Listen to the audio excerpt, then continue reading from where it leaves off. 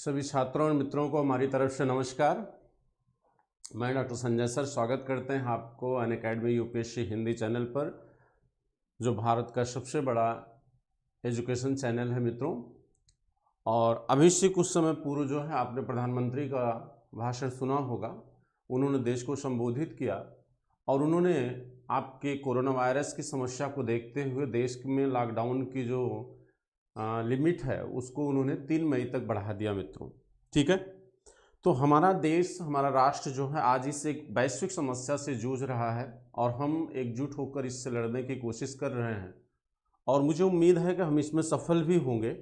लेकिन इसकी समापन के बाद जो हमारी इकोनॉमिकल कंडीशन उत्पन्न होगी कहते हैं कि वह आप पे कई तरह से इफेक्ट डालेगी। जैसे मेरा मानना यह है कि आने वाले समय में जो ऑनलाइन एजुकेशन चैनल है इनकी रिस्पॉन्सिबिलिटी बढ़ने वाली है। आपके ऑनलाइन एजुकेशन का जो दायरा है वो बढ़ने वाला है। ठीक है, तो मुझे ये लगता है कि क्यों ना ऐसा हो कि आपको एक बेहतर क्वालिटी ऑनलाइन के माध्यम से दी जाए और जिस भी एग्ज़ाम की प्रिपरेशन आप कर रहे हो, चाहे वो यूपीएससी हो, चाहे स्टेट कमीशन हो या आईआईटी जेईई जो भी हो, उसमें आप सफलता अर्जित कर पाएँ। यानी जो भी आपको मिले वो क्वालिटी युक्त हो और आपके कंपटीशन के पॉइंट ऑफ व्यू से हो। ठीक है, तो इसी चीज़ को ध्यान में रखते हुए अब जो है आपकी पढ़ाई में सभी जितने भी एजुकेटर ऑनलाइन लगे हुए हैं वो लोग बहुत ही अच्छे तरीके से मेहनत कर रहे हैं और पूरा प्रयास है कि आपको अच्छा से अच्छा दिया जाए। ठीक है मित्रों, तो आज की जो हमारी क्लास है वो क्लास है गुप्तकालीन लिटरेचर पर, यानी गुप्तकालीन साहित्य। ठीक है, तो आज की क्लास में, आज की वीडियो में हम देखेंगे गुप्तकालीन लिटरेचर। चलिए कंटिन्यू करते हैं हम।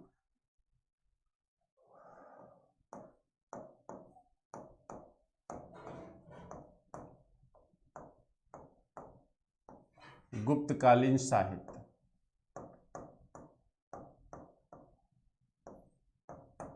देखिए मित्रों, इस काल का साहित्य बहुत ही फेमस है, बहुत ही महत्वपूर्ण है, अक्सर परीक्षा में आना ही आना है, पूछता जरूर है।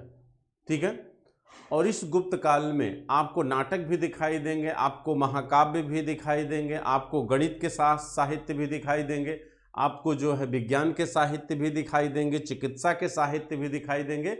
यानी ओवरऑल कहने का मतलब है कि यहाँ पर समाज के हर विषयों पर आपको लिटरेचर दिखाई देगा।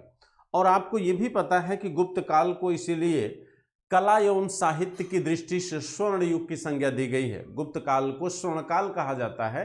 तो स्वर्ण काल का जो सेंस है, जो यहाँ पे स्वर्ण काल का जो तात्पर्य है वो किससे है? कला और साहित्य के डेवलपमेंट से।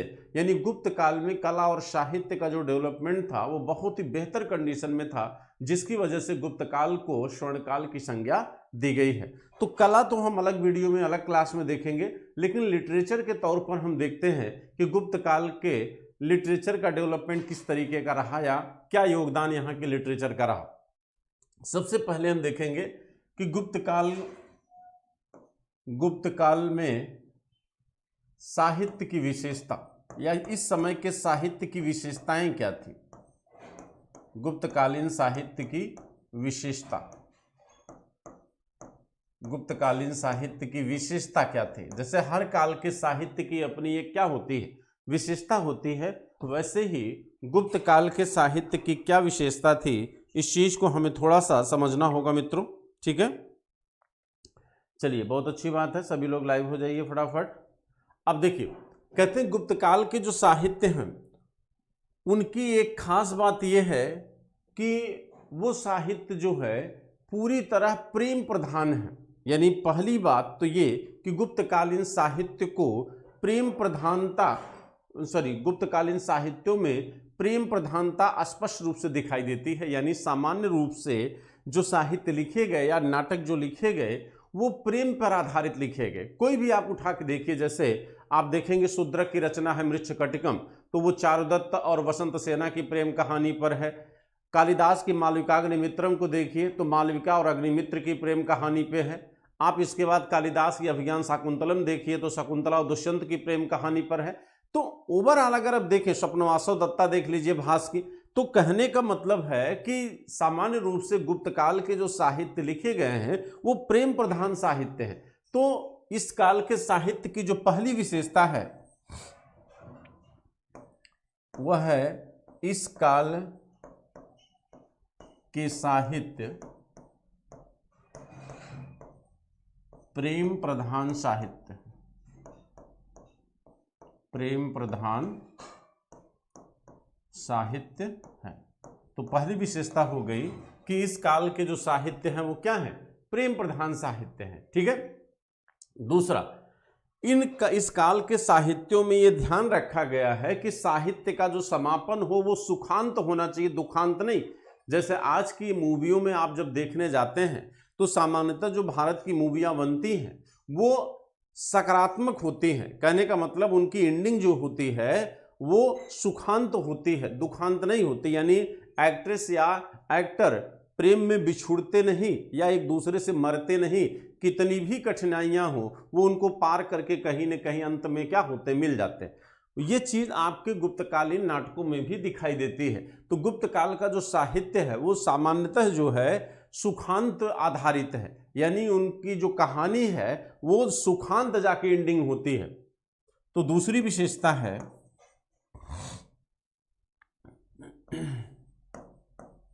इस काल का साहित्य सुखांत एवं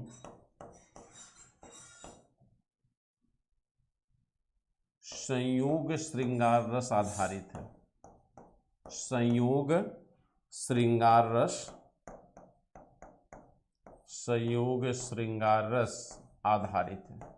संयोग श्रृंगार माने होता है जहां नायक नायिका क्या हो, मिल जाते हैं। जहां नायक नायिका क्या होते हैं, मिल जाते हैं। और वियोग श्रृंगार रस मतलब जहां नायक नायिका बिछुड़ जाते हैं। ठीक। तीसरी विशेषता, सामान्य रूप से इस काल के जो साहित्य हैं वो सामाजिक विषयों पर लिखे गए हैं। ठीक है। यानी गुप्त काल के सामाजिक चरित्र को इस काल के साहित्य पूरी तरह क्या करते हैं, स्पष्ट करते हैं। तो तीसरी विशेषता है इस काल के साहित्य सामान्यतः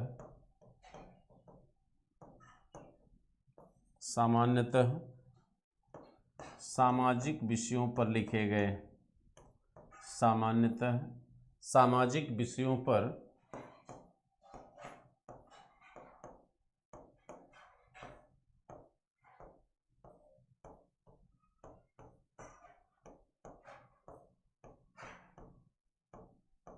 सामाजिक विषयों पर लिखे गए हैं।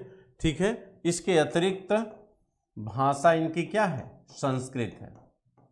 भाषा संस्कृत है, साहित्यों की भाषा क्या है, संस्कृत है। ये चार विशेषताएं हैं गुप्तकालीन साहित्य की। यानी गुप्तकाल साहित्य जब भी आप पढ़ें आपके दिमाग में ये होना चाहिए कि इस काल के साहित्य की मूल विशेषताएं क्या हैं। ठीक है।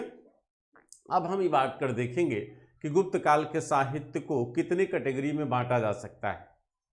गुप्तकालीन साहित्य को कितने कैटेगरी में बांटा जा सकता है, तो हम बांट के देखते हैं। ठीक है।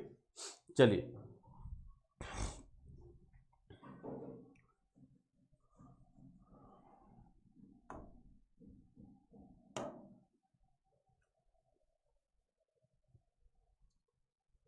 देखिए गुप्तकालीन साहित्य, इसको आप 3 खंडों में बांट लीजिए। यानी इस काल में नाटक कौन कौन से हैं, गुप्त काल में लिखे गए नाटक कौन कौन से हैं, इसके बाद काव्य कौन कौन से हैं, इसके बाद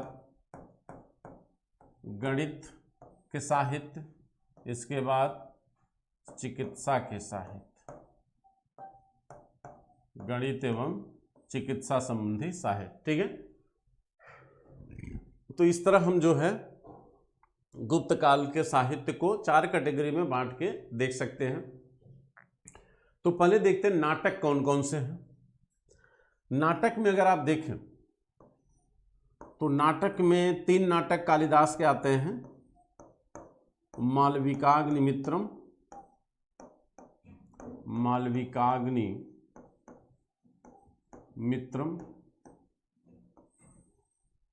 मालविकाग्निमित्रम, विक्रमोर्वशीयम,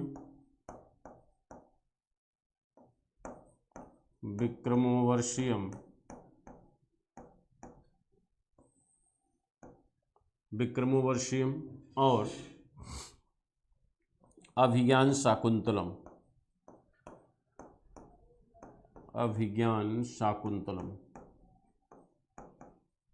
ये 3 नाटक क्या हैं? कालिदास के। ठीक है, ये तीनों किसके नाटक हैं? कालिदास। ये तीनों नाटक किसके लिखे हुए मित्रों? कालिदास के लिखे हुए। ठीक है, अब देखिए अन्य कौन से नाटक हैं गुप्त काल के। जैसे इसके बाद विशाखदत्त के नाटक आते हैं, 3 नाटक हैं उनके, विशाखदत्त के।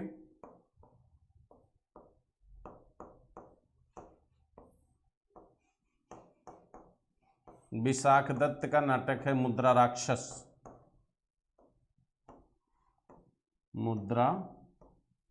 राक्षस, ठीक।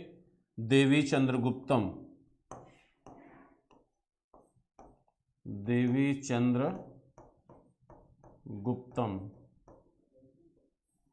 ठीक। अभी पहले आप चार्ट बना लीजिए, फिर एक एक के बारे में बताते हैं। ठीक है, देवी चंद्रगुप्तम। इसके बाद भवभूत की मालती माधव,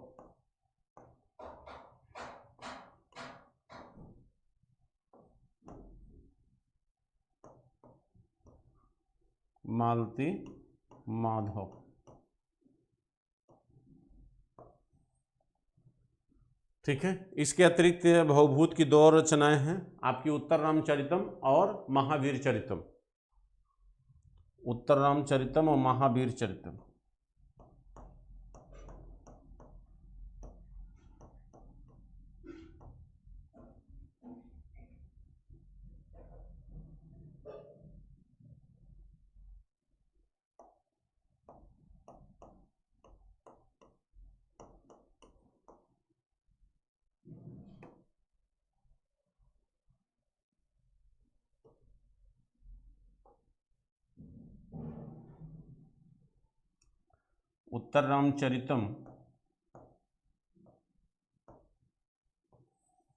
महावीर चरितम, ये तीनों किसके हैं?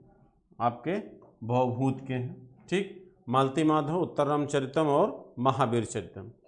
इसके अतिरिक्त कौन कौन नाटक है? इसके अतिरिक्त भास का एक नाटक है स्वप्नवासव दत्ता। भास का नाटक है स्वप्नवासव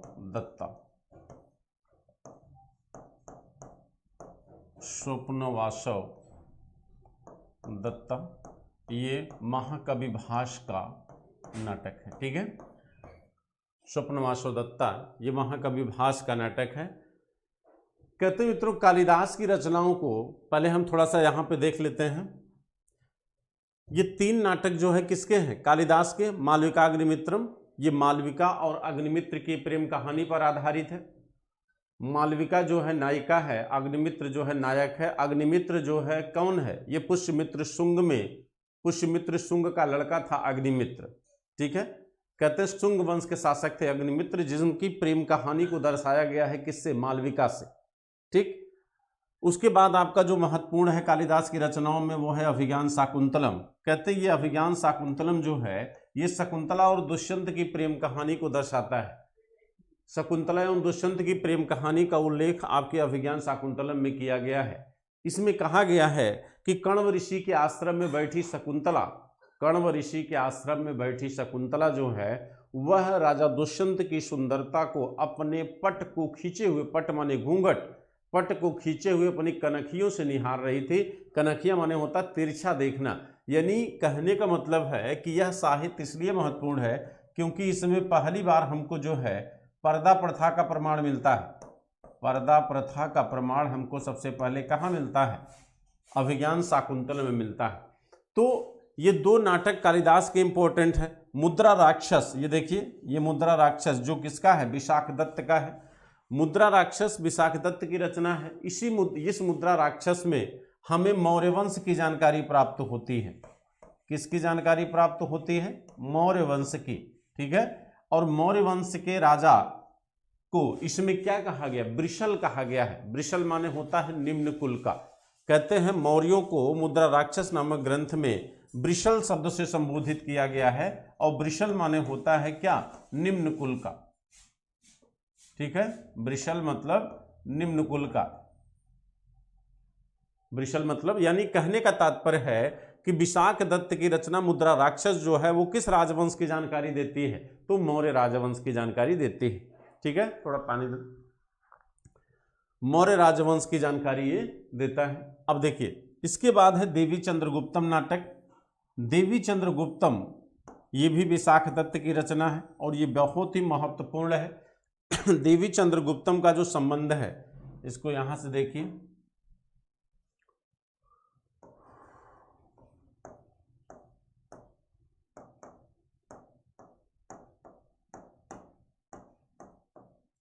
देवी चंद्रगुप्तम,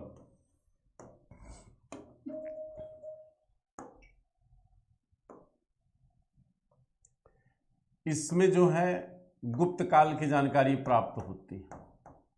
इसमें क्या जानकारी प्राप्त होती है? गुप्त काल की जानकारी प्राप्त होती है। देवी चंद्रगुप्तम नाटक में ही हूणों के आक्रमण का क्या है, शकों के आक्रमण का उल्लेख आता है।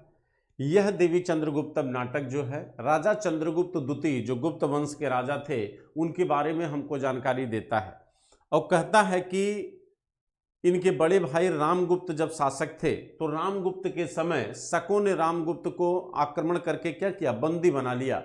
और उनकी पत्नी जो है, उनकी पत्नी की डिमांड करता है कौन? शक राजा। उनकी पत्नी थी ध्रुव देवी। उनकी पत्नी कौन थी? ध्रुव देवी। कहा जाता है कि जब यह बात चंद्रगुप्त द्वितीय को पता चली तो वह स्त्री वेश में स्वयं जो है शक राजा के समक्ष जाता है और उनकी हत्या कर देता है, और हत्या करने के बाद अपने बड़े भाई रामगुप्त की भी क्या करता है? हत्या कर देता है, और ध्रुव देवी से विवाह करके गुप्त राजवंश का क्या बन जाता है? राजा बन जाता है। तो ये सामान्यतः जो है आपके गुप्त काल से संबंधित है, और इसमें चंद्रगुप्त द्वितीय का क्या है? उल्लेख है। इसमें किसका उल्लेख है? चंद्रगुप्त द्वितीय का उल्लेख आता है, ठीक है। तो देवी चंद्रगुप्तम नाटक जो है, जो विशाखदत्त का है, यह बहुत ही महत्वपूर्ण है। इसमें जो है आपके चंद्रगुप्त द्वितीय के बारे में हमको जानकारी प्राप्त होती है। इसके बाद कहते हैं कि भास की जो रचना है, स्वप्नवासो दत्ता, महाकवि भास। भास का नाटक आपने देखा। भास के नाटक का नाम क्या है? स्वप्नवासो दत्ता। हम आपको थोड़ा सा इसलिए इसकी कहानी बता दे रहे हैं ताकि आपको क्या रहे? याद रहे। इसकी कहानी बताने से क्या होगा कि आपको ये चीज़ें थोड़ा सा आपके दिमाग में मेमोराइज रहेगी, आपको याद करना थोड़ा आसान रहेगा, ठीक है।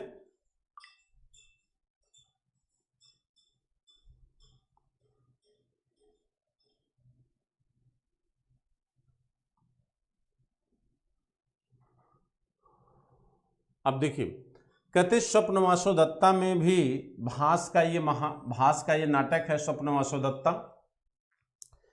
स्वप्नवासो दत्ता में क्या जानकारी प्राप्त होती है? ये एक्चुअली महाजनपद काल की कहानी है। महाजनपद काल आप जान ही रहे होंगे। कहते महाजनपद काल में एक राजा हुआ करते थे अवंती नरेश चंड प्रदोत। अवंती नरेश चंड प्रदोत। कहते हैं कि इसमें उन्होंने क्या किया कि वत्स राजा उदयन को क्या किया? पराजित किया। उदयन, वत्स माने कौशाम्बी। कौशाम्बी यानी वत्स भी एक महाजनपद हुआ करता था, ठीक है। और आप जानते हैं कि इन 16 महाजनपदों में मगध महाजनपद ही एक राज्य के रूप में अपने को रूपांतरित कर पाया।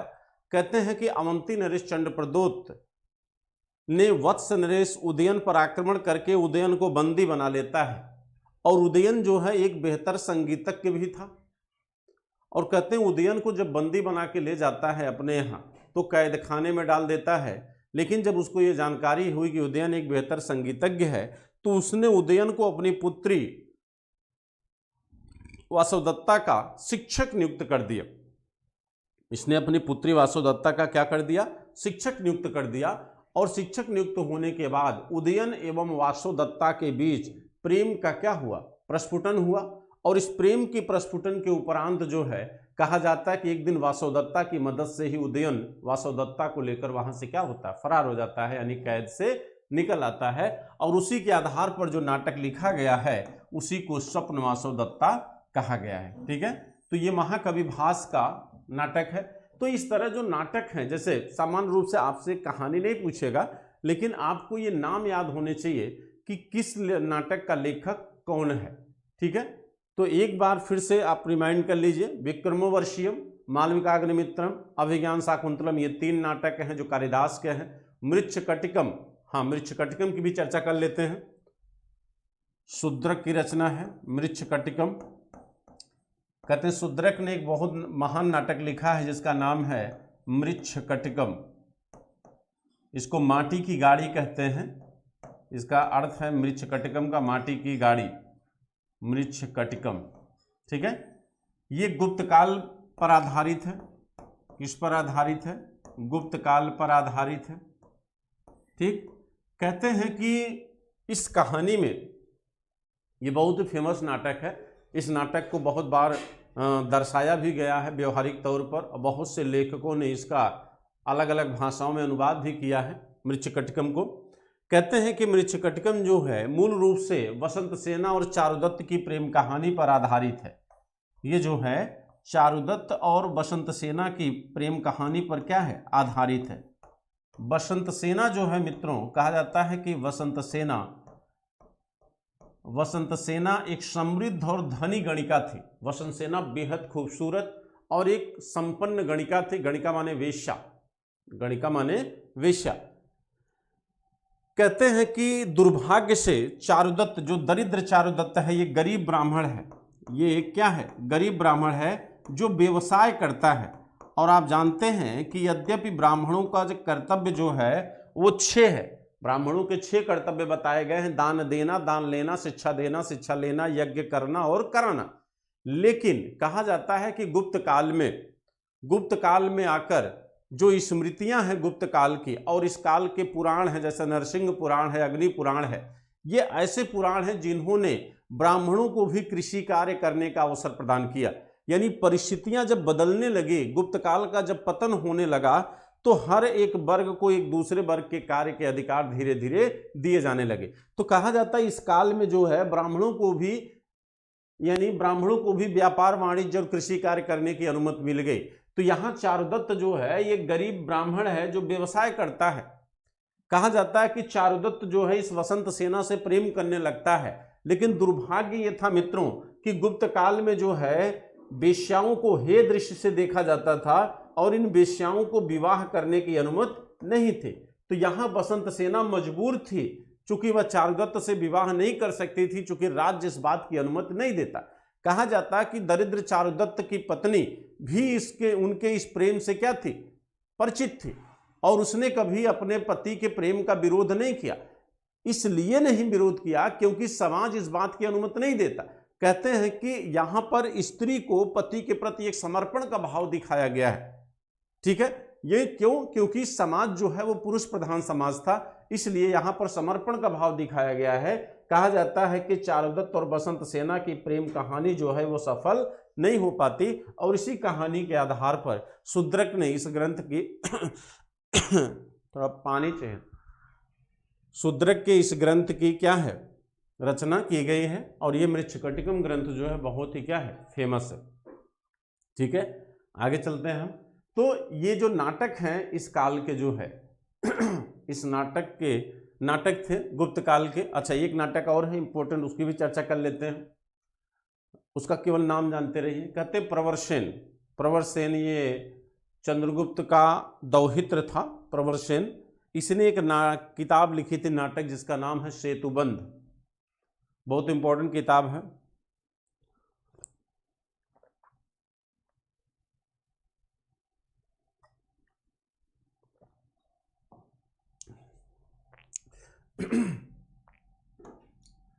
देखिए, प्रवरसेन की एक नाटक है प्रवरसेन, इनका नाटक है सेतुबंध।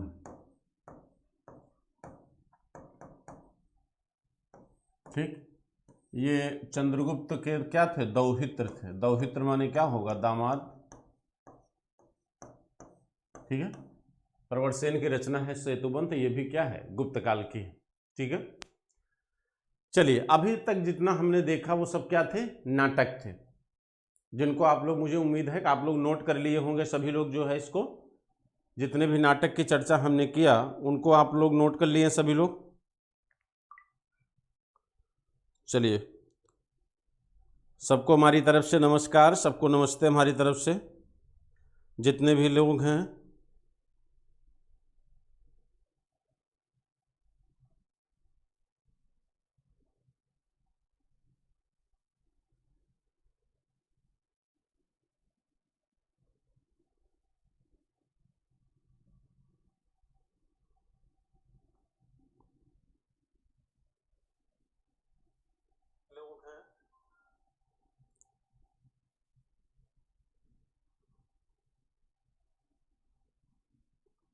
ठीक है, चलिए आगे बढ़ते हैं। अब देखिए, कहते महाकाव्य कौन कौन से थे गुप्त काल के। गुप्त काल में कौन कौन से महाकाव्य निर्मित किए गए, तो सबसे पहले हम कालिदास को देखते हैं। कालिदास ने ही गुप्त काल में 4 महाकाव्यों की रचना किया है। कालिदास ने 4 महाकाव्यों की रचना किया। कालिदास की ओवरऑल रचनाएं कितनी हैं, 7। कालिदास की ओवरऑल रचनाएं कितनी हैं, 7। अच्छा, एक चीज ध्यान दीजिएगा कि गुप्त काल में जो है, जो कुलीन वर्ग है, जो उच्च वर्ग है, उसकी भाषा संस्कृत है, और जो निम्न तबका है, मध्य वर्ग है, उसकी भाषा प्राकृत है। ठीक, क्योंकि ये बात स्वयं कालिदास ही कहता है। और कालिदास जब कुंतल नरेश के यहाँ जाता है तो ये स्वयं कहता है कि संस्कृत कुलीनों की भाषा है, और ये उस दरबार में कहता है कि आप सामान्य शब्दों में बात करिए। तो वहां पर सामान्य भाषा में बात करने की मतलब था कि प्राकृत भाषा में बात करना। कालिदास ने ही बताया है कि संस्कृत जो है कुलीनों की भाषा थी, और गुप्त काल के समस्त साहित्य जो हैं वो सामान्य रूप से संस्कृत भाषा में ही लिखे गए हैं। तो कहते हैं कि कालिदास ने 4 महाकाव्यों की रचना किया है। ओवरऑल इनकी जो रचनाएं हैं वो कितनी है, 7 है। तो 4 महाकाव्यों में 2 जो है खंड काव्य हैं और 2 जो है आपके महाकाव्य हैं। तो पहले देखिए, कहते हैं कि महाकाव्य में रघुवंशम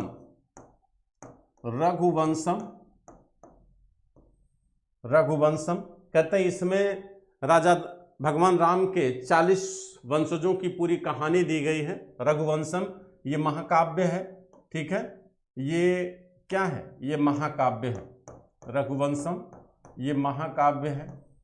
इसके बाद जो है कुमार संभवम, इसमें भगवान शिव के पुत्र कार्तिकेय की पूरी कहानी दी गई है। कुमार संभवम, इसमें कार्तिकेय के बारे में पूरी कहानी दी गई है। ये भी क्या है, महाकाव्य है। ये भी क्या है, महाकाव्य। अब देखिए, 2 कालिदास के महाकाव्य हैं और 2 खंड काव्य हैं। खंड काव्य और महाकाव्य में क्या अंतर होता है, ये भी जानना जरूरी है। अगला है आपका मेघदूतम। मेघदूत जो है ये खंड काव्य है। अब यहां देखिए, खंड काव्य और महाकाव्य में क्या अंतर है। ठीक है, तो कहते हैं कि खंड काव्य जो होता है वो महाकाव्य का पार्ट होता है। जैसे मान लीजिए कोई किताब है, अब आप उसको मान लीजिए 10 अध्याय में अगर आप डिवाइड किए हो, तो अगर किसी एक अध्याय पर अलग से कोई काव्य लिख दिया गया तो उसे खंड काव्य कहा जाएगा, और 10 अध्यायों को मिलाकर जो साहित्य है उसको महाकाव्य कहा जाएगा। जैसे रामायण क्या है, एक महाकाव्य है। अब रामायण में 7 कांड हैं, किसी एक कांड पर, मान लीजिए सुंदर कांड पर आपने एक अलग से काव्य लिख दिया, तो वह सुंदर कांड पर लिखा गया काव्य क्या होगा, खंड काव्य होगा। यानी खंड काव्य जो है वो आपके महाकाव्य का क्या होता है, एक भाग होता है। ठीक है, इसके बाद कहते हैं इसमें मेघदूत में जो है, कहते हैं मेघदूत में कालिदास ने बहुत ही मार्मिक तरीके से एक प्रेमी और प्रेमिका को दर्शाया है। इसमें जो प्रेमी है वह एक सजा भुगत रहा है, और वह अपने प्रेमिका के वियोग में कहते हैं कि बादलों के माध्यम से, मेघ, मेघ माने होता बादल, दूत माने दूत, यानी बादलों के माध्यम से, यानी बादल को दूत बनाकर, दूत समझकर वह अपनी विरह पीड़ा को अपनी प्रेमिका के पास जो है वह बादलों के माध्यम से पहुंचाने का प्रयास करता है। तो इस मेघदूत कहानी में कालिदास ने एक प्रेमी और प्रेमिका के विरह को क्या किया है, बड़ी मर्मज्ञता से दर्शाया है, और इसमें बादल को उन्होंने एक दूत के रूप में उपयोग किया है। तो ये खंड काव्य है मित्रों। इसके बाद आपका आता है ऋतु संहार। ऋतु संहार, इस ऋतु संहार में कालिदास ने 6 ऋतुओं का उपयोग किया है। इसमें 6 ऋतुओं का उपयोग किया गया है, और यह ऋतु संहार जो है ये कालिदास की पहली रचना मानी जाती है। ये कालिदास की पहली रचना है, और अभिज्ञान शाकुंतलम अंतिम रचना है। ठीक, तो ऋतु संहार पहली और अभिज्ञान शाकुंतलम अंतिम। ये 4 महाकाव्य थे कालिदास के, और 3 नाटकों की हमने बात किया था। कालिदास के 3 नाटक थे, कुमार संभवम, विक्रमोर्वशीयम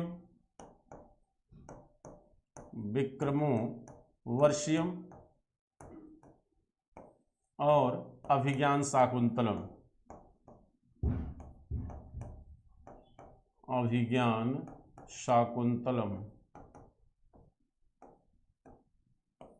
ये 3 कालिदास के क्या हैं, नाटक हैं। ठीक, यानी कुमार संभवम, विक्रमोर्वशीयम, अभिज्ञान शाकुंतलम, ये 3 नाटक कालिदास के हैं, और 4 कालिदास के क्या है, महाकाव्य हैं। ठीक, यानी 2 महाकाव्य और 2 खंड काव्य हैं। ठीक है, यह 4 महाकाव्यों का निर्माण गुप्त काल में हुआ है, और वो चारों महाकाव्य किसके हैं, कालिदास के हैं। ठीक है, कहते हैं इसके अतिरिक्त जो है एक महाकाव्य और है, वो है भारवी का कीर्तार्जुनीयम।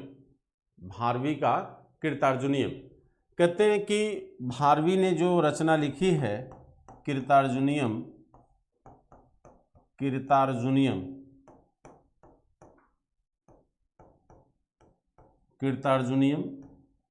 यहाँ पर ये जो कहानी है इसमें कीर्तार्जुनीयम में, ये भगवान शिव और अर्जुन से जुड़ी हुई कहानी है।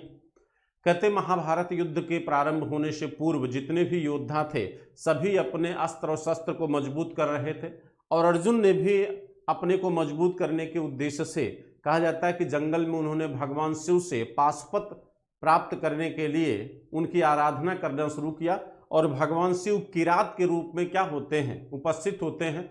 अर्जुन और उस किरात के बीच एक द्वंद्व होता है, उसमें फिर भगवान शंकर प्रसन्न होते हैं और अर्जुन को वह वरदान देते हैं। तो ये सारी कहानी जो है भारवी ने कीर्तार्जुनीयम में क्या किया है, ठीक है, दिखाया। तो कहीं न कहीं सामाजिक विषयों के साथ साथ धार्मिक विषयों को भी गुप्तकालीन साहित्य में महत्व दिया गया है, क्योंकि ये धार्मिक विषयों पर लिखा गया एक ग्रंथ है। तो इससे आप ध्यान रखिएगा कि धार्मिक विषयों पर भी इस काल के ग्रंथों का निर्माण किया गया है। ठीक है, तो अब हम चलते हैं कि इस काल में यानी गुप्त काल में गणित से संबंधित कौन कौन से ज्ञान थे, साहित्य थे। चूंकि अभी तक हमने 2 साहित्यों की चर्चा किया, एक नाटक दूसरा काव्य। अब हम चर्चा करेंगे किसकी, गणित की, क्योंकि गुप्त काल और परवर्ती गुप्त काल अपने गणित और चिकित्सकीय ज्ञान के लिए क्या था, फेमस था। कहा जाता है कि चंद्रगुप्त द्वितीय के दरबार में नवरत्न रहा करते थे, और उन नवरत्नों में एक महान नवरत्न थे धन्वंतरी। उन नवरत्नों में सबसे महान नवरत्न थे कौन, कालिदास। ठीक है, तो जो नवरत्न थे वो किसके दरबार में थे, चंद्रगुप्त द्वितीय के थे। कहा जाता है कि चंद्रगुप्त द्वितीय के काल को ही गुप्त काल का स्वर्ण युग कहा गया, और उसी नवरत्नों में एक महान चिकित्सक थे धन्वंतरी, जो आयुर्वेदाचार्य थे, और धन्वंतरी की रचना थी निघट्टू।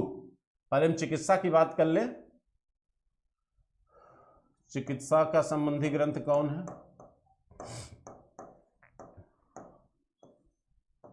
चिकित्सा संबंधी ग्रंथ है निघट्टू,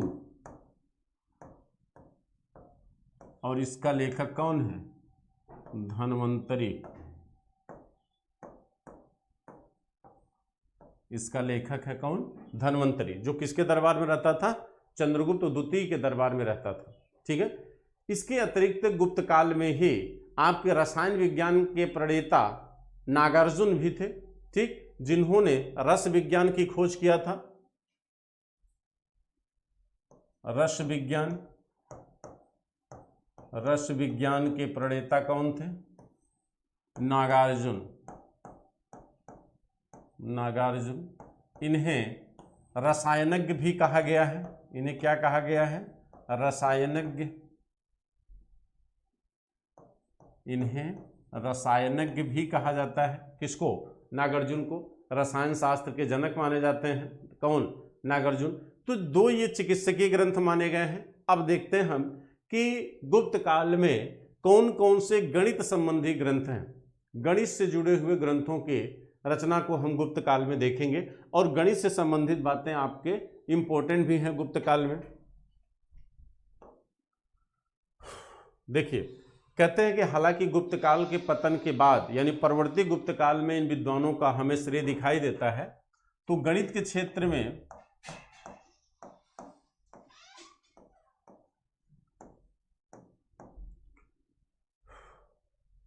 सबसे महान विद्वान है आर्यभट्ट। ठीक है, आर्यभट्ट, जिनकी किताब है, इनके ग्रंथ का नाम है आर्यभट्टियम।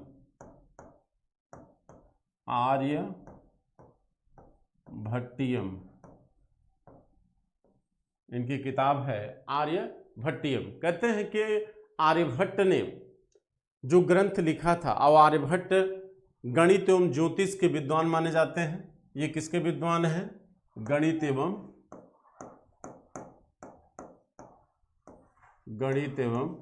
ज्योतिष के विद्वान माने जाते हैं। ये गणित एवं ज्योतिष के विद्वान माने जाते हैं। ठीक है, कहते हैं आर्यभट्टियम जो ग्रंथ आर्यभट्ट के द्वारा लिखा गया, आर्यभट्टियम ग्रंथ जो आर्यभट्ट के द्वारा लिखा गया जो है, इसमें 3 खंड हैं। यानी इस किताब में 3 चीजों का हमें उल्लेख दिखाई देता है। ज्योतिष का, ठीक, ज्यामिति का और बीजगणित का। 3 चीजें, ज्योतिष, ज्यामिति और बीजगणित।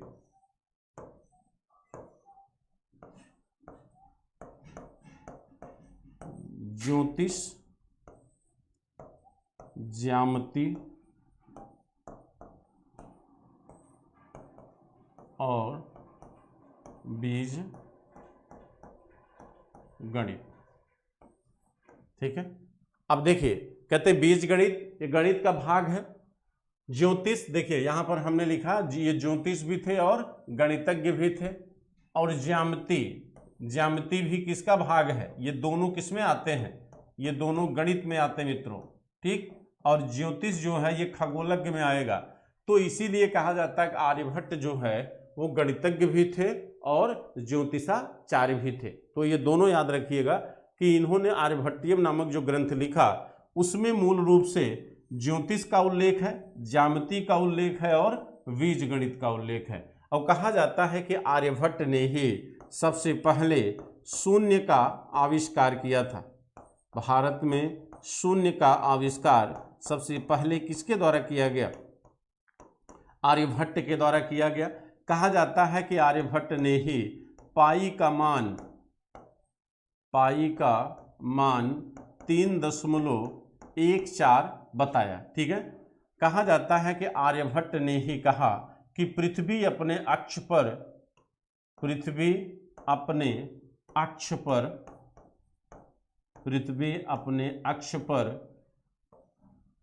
सूर्य का चक्कर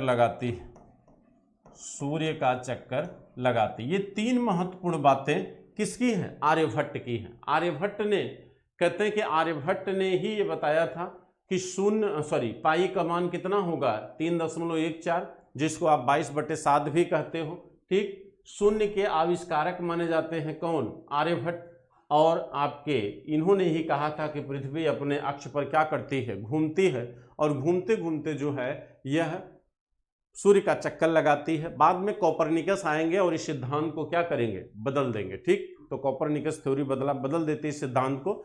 लेकिन कहा जाता है कि अगर आप गौर से इस बात को सोचिए तो आर्यभट्ट, बाराहमिहिर जैसे लोगों ने या भास्कराचार्य जैसे लोगों ने भारत में यानी परवर्ती गुप्त काल में गणित और चिकित्सा के क्षेत्र में भारत को इतना रिच कर दिया कि उस समय भारत इस क्षेत्र का विश्वगुरु बन गया था।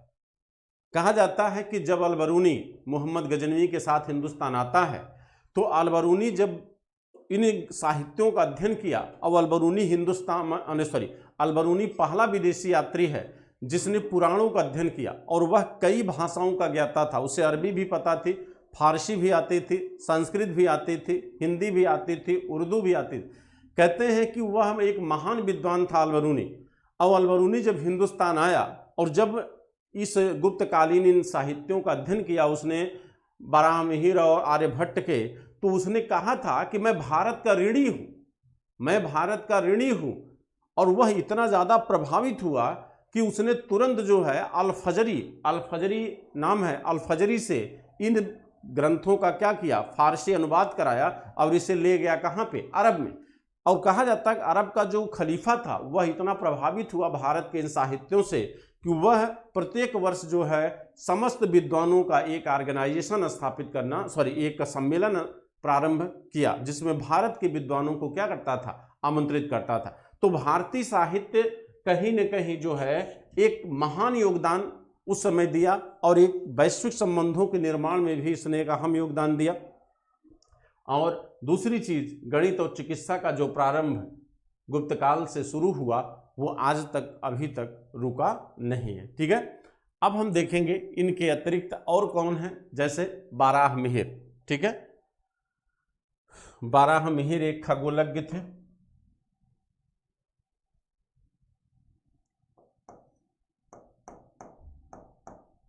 बाराहमीर, ठीक है, बाराहमीर।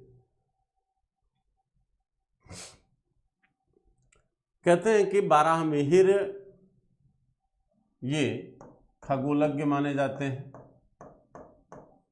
और इन्होंने जो ग्रंथ लिखे हैं उसमें कौन कौन से ग्रंथ हैं, जैसे पंच सिद्धांतिका,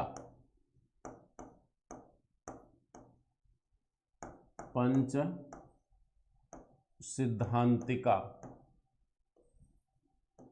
लघु जातक, लघु जातक, बृहद जातक। पंच सिद्धांतिका, लघु जातक, बृहद जातक, ये तीनों जो है किसके हैं, बाराहमीर की रचनाएं हैं। ठीक है, तो बहुत माने इंपॉर्टेंट साहित्य हैं ये। पंच सिद्धांतिका को कई बार पूछा है, कहते हैं पंच सिद्धांतिका, लघु जातक और बृहद जातक, ये तीनों किताबें किसकी हैं, बाराहमीर की मानी जाती हैं। ठीक है, अब देखिए, कहते हैं कि गुप्तकाल में बाराहमीर और आर्यभट्ट, इन दोनों का गणित और खगोल के क्षेत्र में, ज्योतिष के क्षेत्र में महान योगदान स्वीकार किया जाता है। ठीक है, तो इस तरह आज की क्लास में हमने जो है आपको गुप्त काल के साहित्यों के विषय में चर्चा करने की कोशिश किया।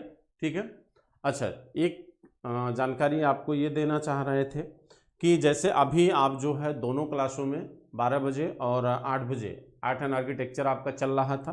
ठीक, लेकिन मुझे लग रहा है कि एक ही टॉपिक, एक ही सब्जेक्ट के 2 क्लासें ज़्यादा बेटर नहीं है, उससे कहीं ना कहीं आपको बोरिंग भी होगी। तो शाम की जो क्लास होगी मित्रों 8 बजे की, उसको हम सोच रहे हैं एंशिएंट हिस्ट्री से शुरू किया जाए। ठीक है, तो एंशिएंट हिस्ट्री से शुरू किया जाए, और मुझे लगता है कि आपको मज़ा भी आएगा। और अभी जो आर्ट एंड कल्चर चल रहा है वो भी एंशिएंट हिस्ट्री का पोर्शन ही चल रहा है। तो एंशिएंट हिस्ट्री अगर हम स्टार्ट करते हैं, यानी पॉलिटिकल, इकोनॉमिकल और सोसाइटी भी अगर हम कवर करते चलते हैं प्राचीन इतिहास का, तो आपका एक हिस्ट्री पूरा क्या हो जाएगा, कंप्लीट हो जाएगा। यानी आपके इतिहास के 2 पार्ट बहुत जल्द क्या हो जाएंगे, रिकवर हो जाएंगे, और आपको पढ़ने में थोड़ा सा आनंद भी आएगा। ठीक, क्योंकि टेस्ट थोड़ा सा बदला बदला रहेगा और अच्छा भी लगेगा। ठीक है, और ये मुझे ज़्यादा बेटर लग रहा है। बाकी आप लोगों की क्या राय होगी ये देख लिया जाएगा, आप लोग कमेंट बॉक्स में जाके बता सकते हैं। ठीक है, तो आज शाम से स्टार्ट करेंगे, जो है शाम की क्लास एंशिएंट हिस्ट्री की होगी आपकी।